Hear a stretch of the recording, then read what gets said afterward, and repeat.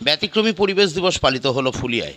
বৃহস্পতিবার ফুলিয়া বালিকা বিদ্যালয়ের উদ্যোগে এবং ফুলিয়া পরিবেশ সংগঠন 10টা এসি ইজিক্যাল টু একটা গাছের সহায়তায় ভিন্ন আঙ্গিকে দেওয়া হলো পরিবেশ রক্ষার বার্তা। রবীন্দ্র ভাবনাকে সামনে রেখে পড়ুয়াদের মধ্যে পরিবেশ রক্ষার আগ্রহ তৈরির উদ্যোগ নিল তারা। এদিন চারাগাছ হাতে নিয়ে রবীন্দ্রসঙ্গীত ও নৃত্য পরিবেশন করলো পড়ুয়ারা। মাঝে চারাগাছ রেখে তাদের রক্ষার অঙ্গীকার করা হলো। পরে পদযাত্রায় অংশ নিল পড়ুয়া, শিক্ষিকা, পরিবেশপ্রেমীরা। পদযাত্রা শেষে বৃক্ষরোপণ করা হয় স্কুলের মেস চত্বরে। রবীন্দ্রসঙ্গীত গেয়ে চারা রোপণ করেন তারা। পাশাপাশি এদিন পরিবেশ সংগঠন একটি গাছ 10টি এসির তরফে ফুলিয়া শিক্ষানিকেতন স্কুলে বৃক্ষরোপণ কর্মসূচির উদ্যোগ নেওয়া হয়। এদিন স্কুল কর্তৃপক্ষের হাতে তারা একাধিক গাছের চারা তুলে দেন। দীর্ঘদিন ধরে তারা ফুলিয়ায় বিভিন্ন জায়গায় বৃক্ষরোপণ করছেন। পরিবেশ দিবস উপলক্ষে এদিন ফুলিয়ায় শিক্ষানিকেতন স্কুলে পড়ুয়াদের অঙ্কন প্রতিযোগিতারও আয়োজন করা হয়।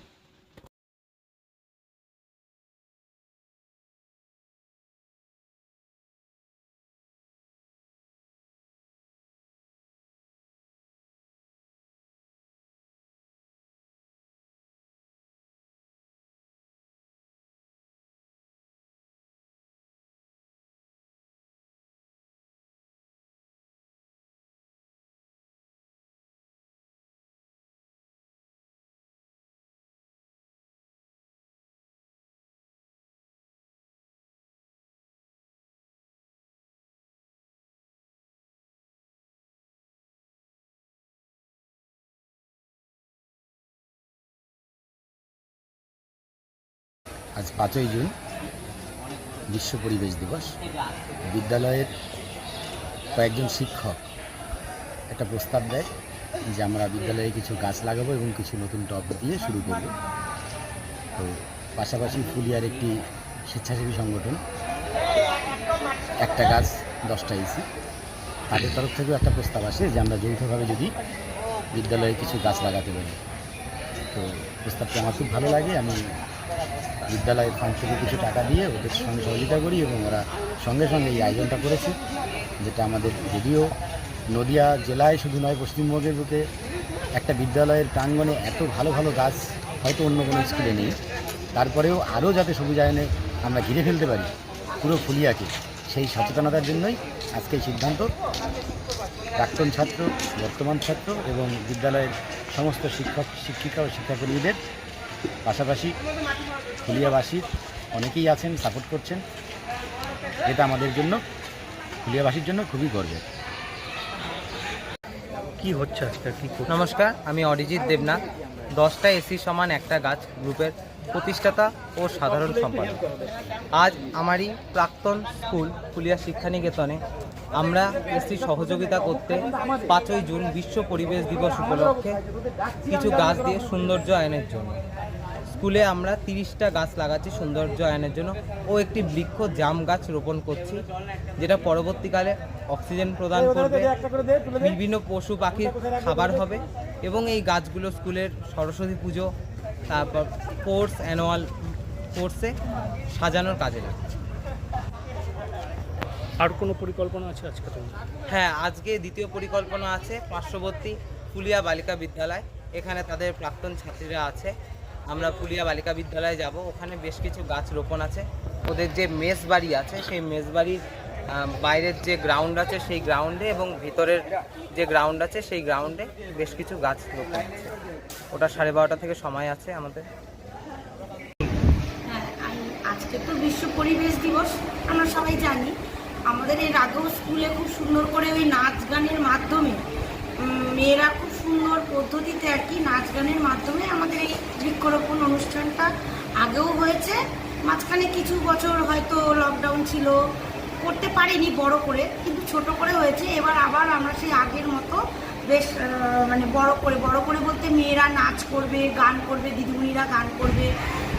সেই নাচ গানের মধ্যে দিয়ে হচ্ছে বৃক্ষরোপণ উৎসবটা আর কি আমরা পালন করবো আজকে আমাদের বিদ্যালয়ে। এবং বিদ্যালয়ের নিকটেই হচ্ছে আমাদের মেসবাড়ি, স্কুলেরই মেসবাড়ি, ফুলিয়া বালিকা বিদ্যালয়েরই মেসবাড়ি। তো সেইখানে আমাদের গাছগুলো, বৃক্ষগুলো রোপণ করা হবে। কি ছিল আজকে প্রোগ্রাম? আজকে বিশ্ব পরিবেশ দিবস উপলক্ষে নদিয়া ডিস্ট্রিক্টের ফুলিয়া বালিকা বিদ্যালয়ের তরফ থেকে ফুলের ব্যবস্থা করা হচ্ছে সেই অনুষ্ঠানে রবীন্দ্রনাথের যে প্রকৃতি প্রেম তার কিছু গান নৃত্যের মাধ্যমে দিদিমণিরা স্টুডেন্টদের দিয়ে করিয়েছেন। তারপরে তাদের মাধ্যমে শুধুমাত্র ওই নৃত্য গীতের মাধ্যমে সীমাবদ্ধ ছিল না, রাখিনি, সেটার মাধ্যমে আমরা তৈরি করেছি বৃক্ষরোপণ। বৃক্ষরোপণ সবচেয়ে আমাদের পরিবেশ দূষণে বৃক্ষরোপণের বিকল্প কিছু হতে পারে না। আমরা প্রত্যেকটি ঘরে ঘরে গিয়ে বলেছি বিশ্ব পরিবেশ দিবসের উপলক্ষে যে আজ 5টি বৃক্ষরোপণ করা হলো, তোমরা তেমন প্রত্যেকজন একটি করে বৃক্ষরোপণ করবে নিজ নিজ এলাকায়, যাতে পরিবেশ দূষণ থেকে সারা পৃথিবী দূষণ হতে পারে, রাজ্য দূষণ, জায়গা দূষণ। এটা আমাদের উদ্দেশ্য ছিল।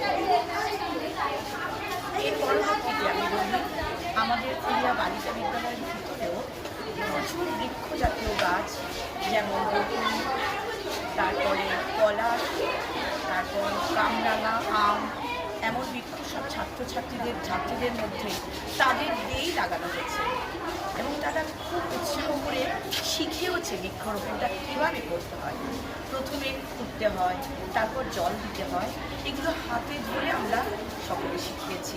প্রত্যেকটি দিদিমণি এই ব্যাপারে সাংঘাতিক সহযোগিতার হাত বাড়িয়ে দিয়েছেন এবং প্রতিটা গাছের উপকারিতা কী থেকে কী হয় সেটাও আমরা তাদের বুঝিয়ে বলেছি। আর আমাদের ভবিষ্যৎ পরিকল্পনা এমন আছে, যেটা আমাদের একটা সাইড বৃক্ষ দিয়ে সাজিয়েছি, বাইরের দিকটা চারিদিকই আমরা দেবদান দিয়ে সাজিয়ে দেবো। শুধু সাজানো নয়, দেবদান হচ্ছে এমন একটি গাছ যে গাছটি প্রচুর ধুলো শোষণ করতে পারে এবং কার্বন মনোক্সাইডটাকে পরিবেশ থেকে গ্রহণ করে নিজের মধ্যে অ্যাবজর্ব করে। এটা আমাদের ভবিষ্যৎ পরিকল্পনা ফুলিয়া বালিকা বিদ্যালয়ের থেকে রয়েছে। আমাদের মাননীয়া টিআইসি ম্যাম শিখা চক্রবর্তী, ওনার তত্ত্বাবধানে আমরা শেষ করব। যদিও আমি আর 4 মাস আছি, তবু আমাদের অনেক টিচার রয়েছেন সক্রিয় ভূমিকায় করতে দেবেন আশা রাখছি। নমস্কার।